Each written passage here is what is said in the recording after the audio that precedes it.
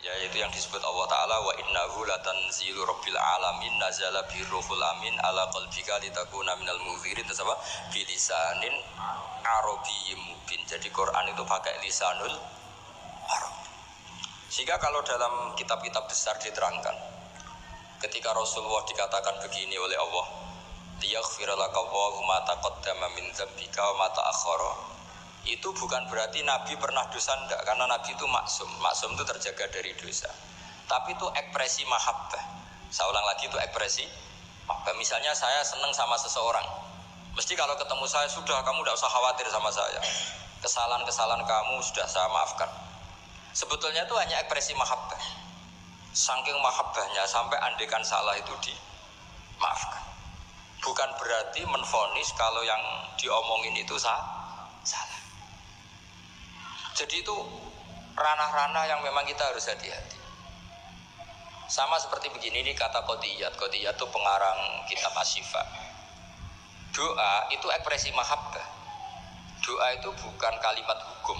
Kalau kalimat hukum itu kan iya sama tidak. Tapi doa itu enggak. Doa itu ekspresi mahabbah. Misalnya kita ketemu Zaid, kita bilang Assalamualaikum warahmatullahi wabarakatuh, semoga kamu dapat keselamatan.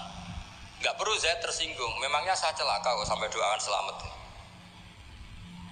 Kalau nuruti mafhum, didoain selamat itu kan berarti sebelumnya tidak selamat, didoain pinter sebelumnya tidak pinter, didoain kaya sebelumnya miskin. Tapi itu kata hukum, itu pemahaman secara hukum, iya dan tidak. Kalau pemahaman secara peradaban tidak gitu. Orang mendoakan bukti senang, ya sudah seperti itu. Ya semoga kamu sukses. Ketemu direktur ya kita bilang semoga kamu sukses. Terus direkturnya tersinggung, ya sukses saya atau dibang kamu, saya sudah direktur. Ya ada seperti itu. Mendoakan seperti itu bukti mahabbah, bukti senang. Nah, Allah karena saking senangnya kepada nabinya, Allah ketika mukhotobah, ketika dialek dengan nabi, memulainya dengan afawwahu angka, Allah telah memaafkan kamu. Itu bukan berarti sebelumnya nabi melakukan kesalahan. Ekspresi mahabbah akan mengatakan demikian. Jadi itu masalah-masalah yang tadi saya utarakan. Fal ma'ani awsa'u minal ibarat. Apa yang ada di hati, ma'ani itu sesuatu yang kita kehendaki. Ma'ani itu dari mufrad maknan, sesuatu yang dikehendaki itu bergejolak jauh lebih dahsyat ketimbang redaksi. Jadi misalnya pagi-pagi nak tangi turu itu nang wudu, nang sarapan itu. Ya sudah, itu ekspresi bentuk cinta orang tua kita ke kita, bahwa bangun tidur itu ya wudu terus sarapan. Tapi lalu misalnya anak ini melakukan selain sarapan asal menyenangkan orang tua, ya senang. Jangan monoton terus saya harus sarapan, ini perintah orang tua. Ada seperti itu. Nah sekarang faktanya itu banyak orang memahami Quran secara tekstualistik atau secara harfiah. Itu dalam ulumul Quran itu bahaya sekali, karena itu tidak mewakili. Saya beri sekian contoh bahwa teks itu kadang tidak mewakili. Misalnya gini, masalul ladzina yunfikuna amwalahum fi sabilillah kamatsali habbatin ambatat sab'a sanabila fi kulli sumbulatin mi'atu habbah. Kan tidak semua padi itu punya sab'a sanabil, punya 7 tangkai. Ya, dan tidak semuanya satu tangkai berbiji 100. Itu bahasa Arab murni. Ibaratnya seperti itu, ya redaksinya Pak, ibaratnya seperti itu, bahwa sedekah yang diterima Allah ibarat padi yang tumbuh dalam kondisi paling ideal. Dan orang Arab maupun orang Jawa atau orang mana saja biasanya mengekspresikan ideal itu pakai angka. Misalnya, wah itu sugih dunya sak gunung, itu maknanya kaya sekali. Padahal banyak orang punya gunung tidak kaya, karena gunungnya tandus. Tapi orang itu akan sepakat, itu kaya sekali, punya harta 1 gunung. Cara cah cilik nak bantah-bantah dunyaku sak gunung, tidak muni sak langit.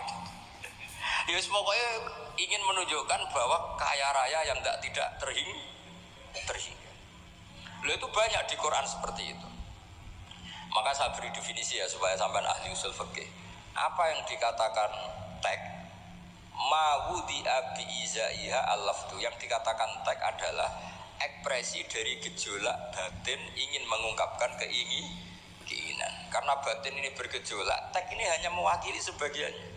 Kayak tadi kamu ketakutan di dalam rumah ada ular gitu, misalnya ibu-ibu atau mbak-mbak, mesti manggil kan, Kak Rene, ingatnya kakaknya. Terus adiknya di situ, nggak ke situ. Kenapa kamu nggak ke situ, ada ular? Kan kakak panggil kakak, saya kan adik. Kira-kira kamu mangkel nggak sama adik yang seperti ini kira-kira? Goblok atau sekolah mesti gitu. Nah sebetulnya kalau ini waras, adiknya waras, cara berpikir kayak gitu. Kakak dalam bahaya minta pertolongan, dan kalimat kak atau mas itu ekspresi dari orang yang dimintai pertolongan. Jadi kata mas dihilangkan, diganti orang yang dimintai. Sehingga kalau yang datang bapaknya ya seneng, pamannya ya seneng, adiknya ya seneng, meskipun kalimatnya bilang mas atau kakak. Jelas gini ya. Itu dibabkan tadi mana kita? Dibabkan di mafhum dan mantuk. Ya, dibabkan di mafhum dan apa? Mantuk. Saya teruskan lagi ya. Di annahu innama khassa bidzikri li ghalabati khudurihi fi dhihni. Jadi ini jelas ya. Mungkin ada banyak yang pintar bahasa Arab, ini saya baca teksnya. Li annahu innama khassa bidzikri li ghalabati khudurihi fi dhihni. Kenapa menyebut si A si B? Karena yang kebetulan diingat. Tapi makna yang diinginkan kan siapa saja yang menolong karena ada ular, meskipun menyebut seseorang. Ya kayak tadi misalnya satu rumah itu ada kakak, adik, paman. Terus ketika ada ular atau ada maling kita bilang, Kak tolong. Kak tolong itu sebetulnya mewakili siapa saja yang bisa menolong. Kebetulan yang pas diingat saat itu kakak. Tapi adekan yang datang pamannya ya seneng, adiknya seneng, atau siapa saja. Jadi pertanyaannya adalah yang paling pokok dari itu adalah minta tolong, bukan kalimat kakak. Nah yang kalimat kakak ini namanya apa? Disebut karena diingat, bukan disebut karena catatan hukum. Nah itu ada ilmunya. Berapa kalimat yang disebut karena yang diingat atau sebagai catatan hukum. Kalau sebagai catatan hukum ya punya mafhum mukhalafah. Kalau tidak ya tidak. Misalnya begini, ada pernikahan Sri sama Zaid. Kemudian Zaid ini security atau cadalem. Terus ketika tak panggil Zaid datang, yang datang Umar. Kan sama-sama cadalem, tidak bisa kalau seperti itu harus Zaid karena mewakad nikah. Masa akad nikah diganti-ganti kan tidak bisa. Kan sama-sama cadalem ya tidak bisa. Lama-lama sampean maju kan sama-sama manusia ya tidak bisa kalau konteks seperti itu. Makanya lafaz disebut itu dilihat, disebutnya sebagai catatan hukum apa sebagai tadi yang sedang diingat. Ya jadi jelas ya. Jadi itu ada aturan-aturannya. Li'annahu innama khassa bi dzikri li ghalabati khuduri fi dhihni. Terus kedua ada catatan lagi wa alla yakuna muwafiqan lil waqi'. Ya, di antara catatan hukum lagi sesuatu itu tidak lazim sebagai fakta. Saya ulang lagi, sesuatu itu tidak lazim sebagai fakta. Misalnya begini, kita tahu yang namanya nasi itu makanan pokok. Ya kita tahu teh itu minuman.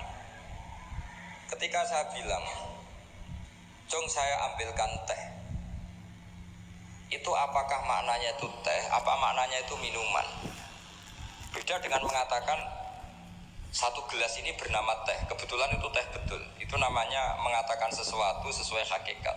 Karena teh ya dikatakan teh. Tapi kalau mengatakan tamu saya ambilkan teh, ini pertanyaannya adalah teh itu menggantikan kata minuman apa memang harus teh? Jadi itu memang seperti itu. Sehingga di hadis banyak dawuh Nabi itu diganti, tapi penggantinya harus ulama. Kalau tidak ulama namanya bid'ah. Misalnya Nabi mengajari gini, anak-anak kamu ajarin panah. Dulu alat perang itu ya panah. Terus di era modern kamu tetap pakai panah, maksudnya pakai brand. Kan Nabi dawuhnya panah. Ya taqabbalallahu minna minkum taqabbalan. Jadi seperti ya tadi seperti. Karena Nabi ketika mengatakan panah adalah ibaratun an alatil harbi. Implementasi dari alat perang yang zaman itu panah. Itu kan sama seperti Nabi ajari anak kamu berkuda. Dulu alat perang transportasinya itu alatnya itu kuda.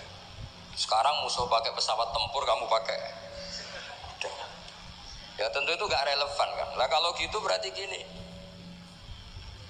Di Quran tuh jelas ada kalimat ini. Wal khayla wal bighala wal hamira litarkabuha wazina. Kamu saya beri nikmat, ada kuda, ada unta, ada macam-macam.